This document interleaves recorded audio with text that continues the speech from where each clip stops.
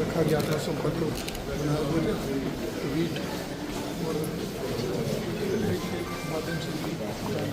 Boot खोलो भैया सारे।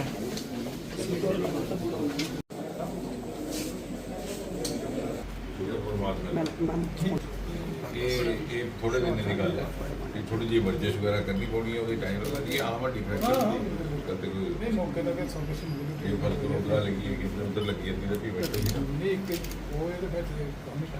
शुक्र कर रहा हूँ। बाकी किसी भी हो साढ़े इतने डॉक्टर साहब भी हैं, डीसी साहब भी हैं, साढ़े अपने साढ़े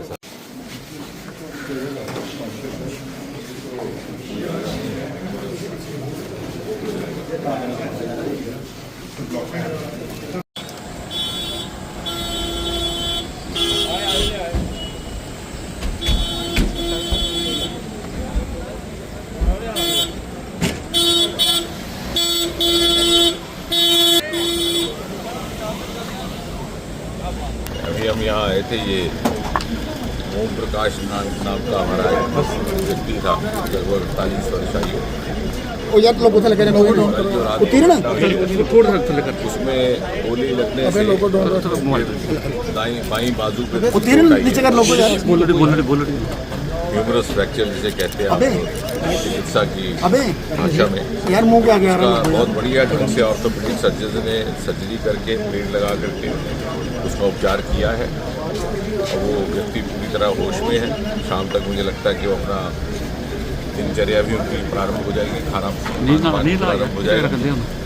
उसके अतिरिक्त जिस प्रकार की सहयोग सहायता अपेक्षित है उससे अधिक उपलब्ध करवाने की योजना है। हमारी बात हुई है प्रशासन से भी, जिला अधिकारी और कलेक्टर साहब हमारे साथ थे। किसी तरह का जान का खतरा नहीं और एक बहुत बड़ा बचाव हो गया। बाकी जिस प्रकार की घटना हुई है निश्चय ही हर आम नागरिक को उसकी चिंता भी है, उसके लेकर के रोष भी है। लेकिन हम ये आश्वस्त रहे, जैसे मोदी जी ने कहा कि ज़ीरो टॉलरेंस टुवर्ड्स टेररिज्म, उसी नियम का पालन करते हुए आगे की कार्रवाई भी निर्धारित की जाएगी। संबंधित संस्थाओं ने इसका संज्ञान भी लिया है। कुछ एक आज प्रातः से हमें सुझाव भी मिले हैं सुरक्षा विशेषज्ञों से। उनका कहना है कि उनका पालन करने से शायद ये संभवतः सुनिश्चित किया जा सके कि दोबारा इस प्रकार की घटनाएं ना हो। उन सुझावों को लेकर के भी चर्चा होगी गृह मंत्रालय में भी और संबंधित अधिकारियों के साथ भी। और आपके माध्यम से यही निवेदन है कि हम किसी तरह का पैनिक ना हो। तो कल रात को भी जैसे ही ये काउंटर प्रारंभ हुआ तो हम निरंतर संपर्क में थे। मैं कलेक्टर साहब, एसएसपी साहब, उसके बाद वहाँ पर एडीजी जैन साहब भी पहुँच गए। उस घर के सदस्यों के साथ मोबाइल पे भी संपर्क था, परंतु न मालूम कहीं से ये समाचार चलने लगा कि 2 व्यक्तियों की हत्या हो गई है, जिससे बहुत अधिक वहाँ पर उत्तेजना और पैनिक फैल गया। तो हम थोड़ा सा कन्फर्म करने के बाद संबंधित लोगों से आगे बात बढ़ाएं। साथ ही साथ सुरक्षा बल भी प्रशंसा के पात्र हैं कि उन्होंने बहुत लंबा समय ना लेते हुए इस एनकाउंटर को संपन्न किया है। दोनों आतंकी लिक्विडेट कर दिए गए और इसी प्रकार से छत्रकला में भी चल रहा है एक एनकाउंटर। उसको लेकर के कुछ सुरक्षा संबंधित सुझाव आए हैं जो हमने संबंधित अधिकारियों तक पहुंचाए हैं। पुलिस और अर्धसेना बल वहां पर मौजूद है।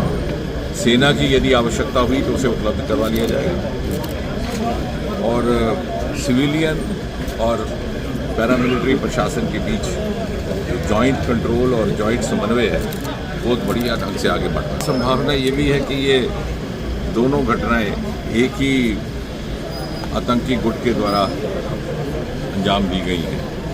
अभी मेरा वहाँ भी जाना होगा उस परिवार में भी, लेकिन उसको लेकर के आप ये आश्वस्त रहिए और आपके माध्यम से भी बाकी हमारे यहाँ जितने भी नागरिक के निवासी हैं कि ये जो थोड़ा सा शिफ्ट हुआ था टेररिज्म का फोकस कश्मीर घाटी से इस संभाग की ओर से, ये भी इस बात का संकेत है कि वो अधिक वो दबाव में है। सर बीडीसी को फिर से रिवाइवल के जिस लिए प्रकार से उनको घाटी पर दबाव पड़ा और उन्हें मजबूर होकर के अपना फोकस शिफ्ट करना पड़ा, लेकिन वो यहाँ सफल नहीं हो पाएंगे। उसका एक बहुत बड़ा कारण ये भी है कि ये सारे का सारा खित्ता, ये हीरानगर का इलाका और ये दूसरा इलाका, ये रिवायती तौर से राष्ट्रवाद और देशभक्ति से ओतप्रोत लोगों से भरा पड़ा है और इससे हमें आम जनता का सहयोग भी पूरी तरह से उपलब्ध है। जिस प्रकार से कल भी वहाँ के स्थानीय लोगों ने जिस प्रकार से सहयोग किया है वो भी एक उदाहरणीय है और इसलिए मुझे विश्वास है कि यदि आतंकी हताश होकर के घाटी से यहाँ